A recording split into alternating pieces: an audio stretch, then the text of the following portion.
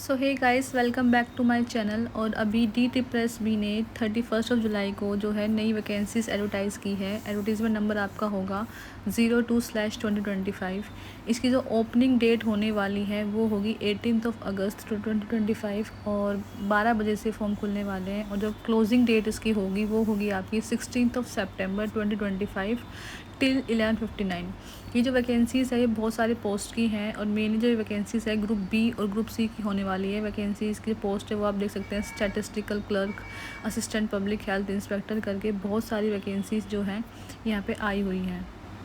और अगर हम यहाँ पे नंबर ऑफ़ वैकेंसीज़ देखेंगे तो यूआर की वैकेंसीज़ है 294, ओबीसी की है 159, एससी की है 74, एसटी की होगी 39 और ईडब्ल्यूएस की 49। तो टोटल वैकेंसी होगी 615।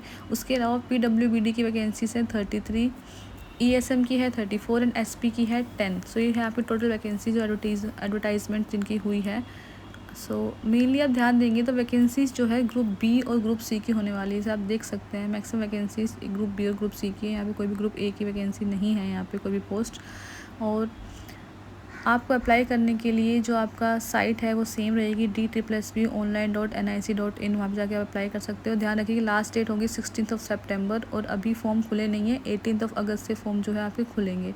यहाँ पे अगर आप चेक करेंगे तो अलग अलग जो पोस्ट हैं उनकी क्या क्या एकेडमिक क्वालिफ़िकेशंस है वो दी हुई है अलग अलग पोस्ट वाइज। तो आप देख सकते हैं सारी जितनी भी पोस्ट हैं सबकी क्वालिफ़िकेशंस है, तो आप चेक कर सकते हैं कि आप किस पोस्ट के लिए एलिजिबल हैं और उस पोस्ट के लिए आप जो है अप्लाई कर सकते हैं।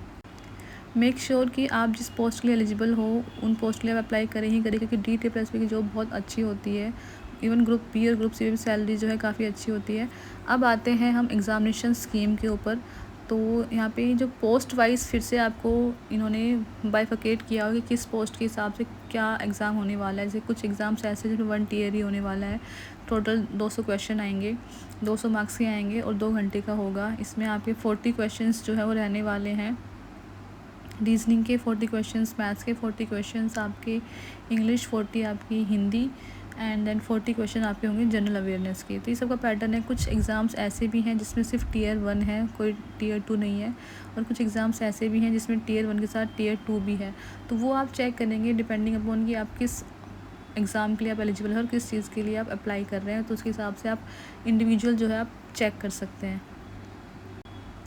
मूविंग ऑन, अब अगर हम आगे बढ़ते हैं तो ये हमने कवर कर लिया है। नेक्स्ट हम बात करेंगे अब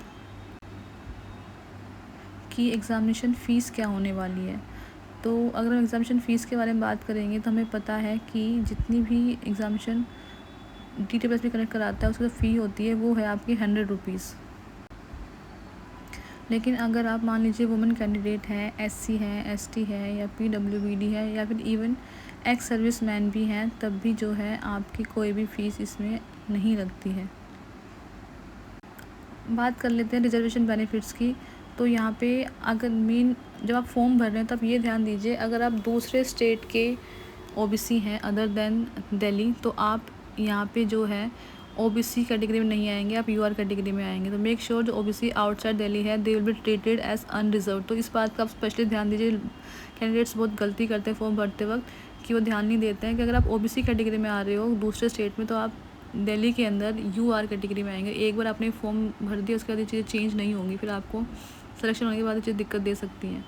ठीक है, तो उसका आप ध्यान दीजिए। जब फॉर्म भर रहे हैं तो कोई गलती मेक श्योर करें आप गलती ना करें। जो पासपोर्ट साइज़ फ़ोटो आप अप्लाई करने वाले हो बिल्कुल आप डिसेंट हो और क्लियर हो बिल्कुल। आपके साइन फ़ोटो बहुत अच्छे से अपलोड होने चाहिए, क्योंकि जब बायोमेट्रिक होती है एग्ज़ाम के टाइम भी और इवन आफ्टर एग्ज़ाम, तो ये आपको इस केसेस पे आपका फॉर्म रिजेक्ट हो सकता है अगर आपने क्लियर फ़ोटो और साइन अपलोड नहीं किए हैं तो। ठीक है, तो फॉर्म भरते वक्त कोई भी गलती आपको नहीं करनी है। तो ये पूरी डिटेल्स दी हुई हैं यहाँ पे, ये आप चेक कर सकते हैं।